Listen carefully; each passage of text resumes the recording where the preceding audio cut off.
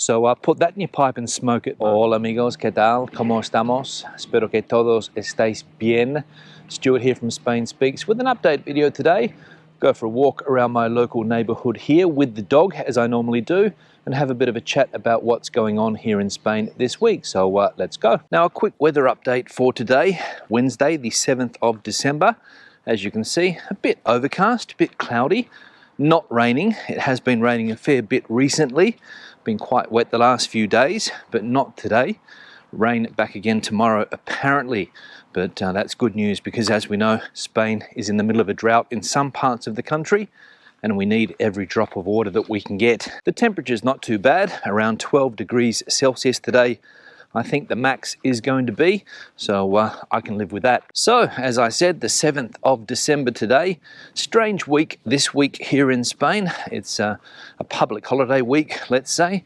2 public holidays fall midweek, yesterday and tomorrow, and a lot of people have decided to take the whole week off. I would say that the country's working at around 50%, maybe a little bit more, 50-60%, as some people have decided to go away for the long weekend, long weekend, no school, and a lot of parents decide to take the days off as well and head out of the city or do Christmas shopping and things like that, which you can do also at this time of the year.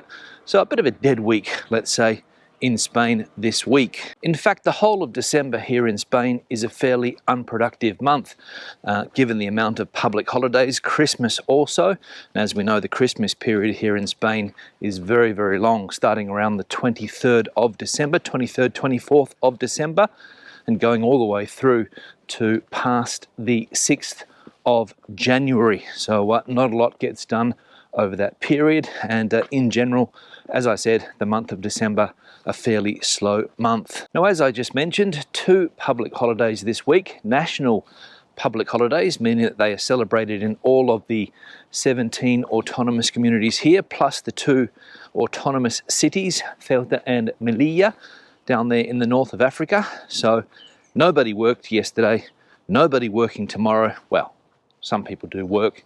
People that work in supermarkets and things like that, of course, they open.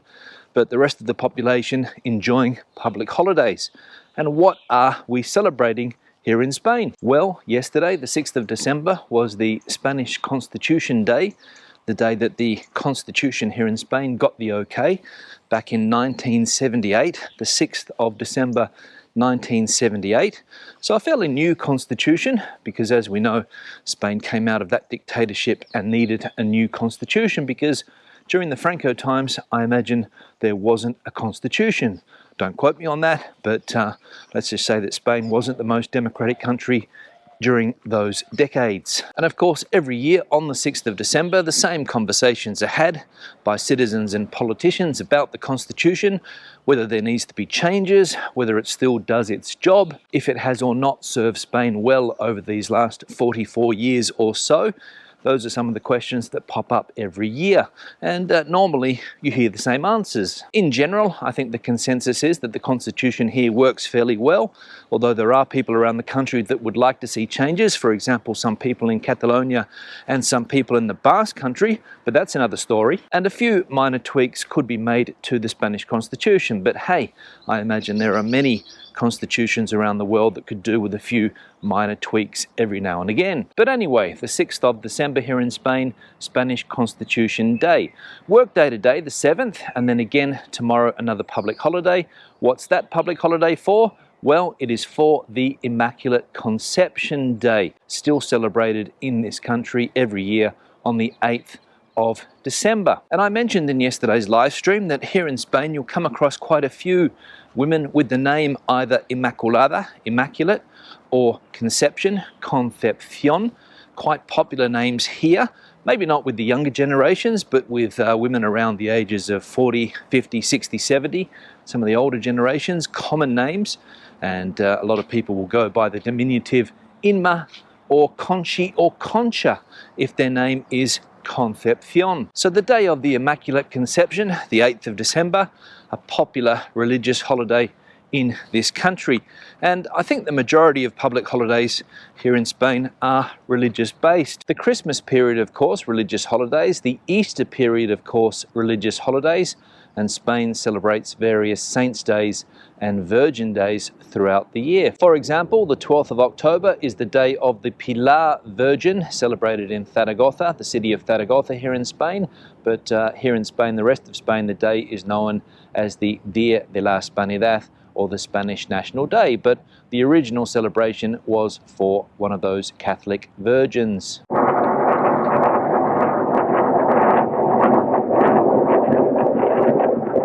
Now, a fighter plane has just flown over. Don't know where it's going, but it was a very, very noisy plane indeed. So the majority of public holidays in this country are religious-based holidays.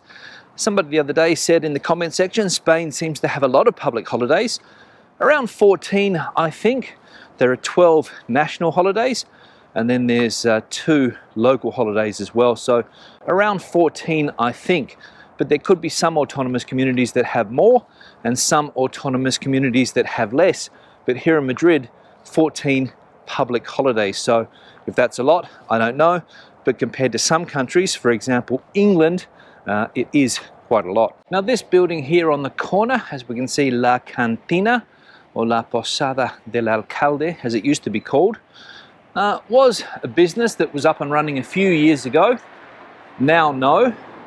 Don't know why, nobody's taken it over, but it was a bar and restaurant. Maybe there was accommodation also in this building, but it's been shut down now for the last 10 years or maybe even longer. And we can see that it is Patrimonio Municipal, so a preserved building in this town. And I reckon that if you could get that business up and running again now, it would be an absolute cracker of a business, considering the tourism in this area now, bird tourism. Lots of people come to this part of Madrid to look at birds, and also general tourism, because Madrid full to the brim and people spill out into these outer suburbs. So could be a good business. Now, another quiet day in the local town here. Not a soul to be found.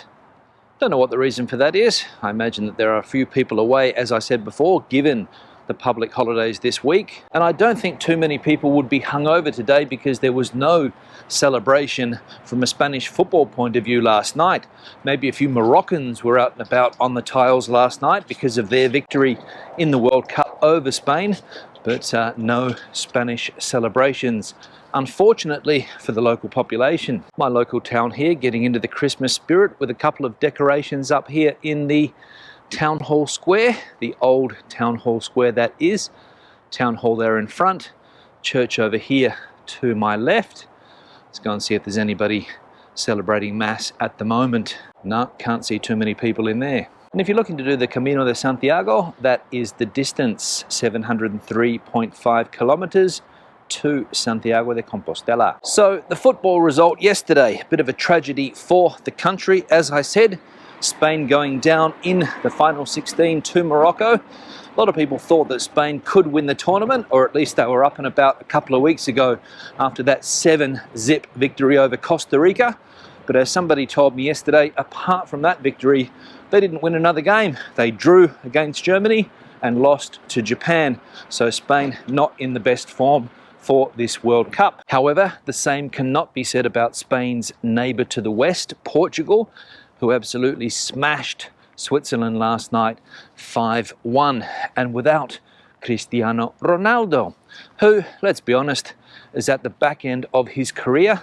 I think everybody knows that except for him, but good to see that he got a few minutes on the park yesterday, but wasn't able to score a goal, unfortunately for Cristiano. And just on that victory by Morocco over Spain yesterday, there was a big police presence out in force yesterday here in the main Spanish cities that have big Moroccan populations, Madrid, Barcelona, a few others as well. But apparently there weren't a lot of disturbances. The Moroccans were well behaved. Unfortunately, that wasn't the case in Belgium. I think there were some disturbances up in that country, but here in Spain, from what I have read in the press, no disturbances from rowdy Moroccan fans, which was good to see. Now the sun's coming out, my glasses are fogging up, so I'll keep walking. Now another thing that I want to talk about today is a comment that was left on the channel by a person called Margaret, who I believe is in the United Kingdom. Given the content of that comment, she says that British people here in Spain are treated like absolute crap. Those were her words. And at the end of the comment, she said that she hopes Spain collapses because this is an absolutely terrible country for the way that it is treating British people. Now, I don't know where Margaret gets her information from. I imagine she gets it from certain press outlets in the United Kingdom, for example, The Express, who seem to have an anti-Spain campaign running at the moment, or they have had an anti-Spain campaign running for a few years now. Don't know what that's about. I read a lot of rubbish in that newspaper about Spain, about expat people or foreign English people that live in this country, or British people that live in this country, how unhappy they are living here, that the country is absolute rubbish, wish they had never come, and various stories along those lines. And I'm going to address this comment again. I addressed it in yesterday's live stream. I'm going to do it again because, in my opinion, Margaret is completely wrong with some of the things that she says in that comment. In fact, I've never seen a country, Spain, welcome another group of people like the British with arms so open as they do here. I said yesterday that 20 million people visited Spain this year from the United Kingdom out of a total of 80 million. So that's 1 in 4 foreign visitors to this country is British. And if Spanish people hate British, then why do so many people come here? Absolute rubbish, Margaret. And if some other countries welcomed foreign visitors or foreign residents to their country like this country does, then we wouldn't have some of the problems that we have currently in the world. So put that in your pipe and smoke it, Margaret. So a comment left on the channel from an irate British person who is so wound up by the British press that they have to express themselves in that way. It's a shame. So my advice, Margaret, would be stop reading that type of newspaper, stop listening to that type of radio station, because it's filling your head with absolute trash. And let's be honest, Spain and the world in general is not as bad as those newspapers or press outlets would like you to believe. And the final thing I'm going to talk about today is Spain's emeritus King Juan Carlos making headlines again because of a lawsuit that has been filed against him in the United Kingdom by his former lover. Apparently she's claiming some type of compensation for harassment that apparently took place over a number of years there in the United Kingdom, and she has taken, as I said, the former king to court. Well, the British justice system said yesterday that the king, or the former king, has immunity up until his abdication in 2014. So it reduces the possible compensation that this former lover would get because of the British justice system decision. So good news for the former king, bad news for Ms. Larson. Corina Larson, I think, is her name. And this story or scandal involving the former Spanish king, one of many scandals that have damaged his reputation, not only here in Spain, but also internationally over the last decade or so, as I said before. So we'll see how this one ends up. So on that note, I'll wrap this video up. Questions and comments, please leave them in the section below. Debate the video out as you normally do. Give it a thumbs up if you liked it, thumbs down if you didn't. See you in the next one. Hasta luego.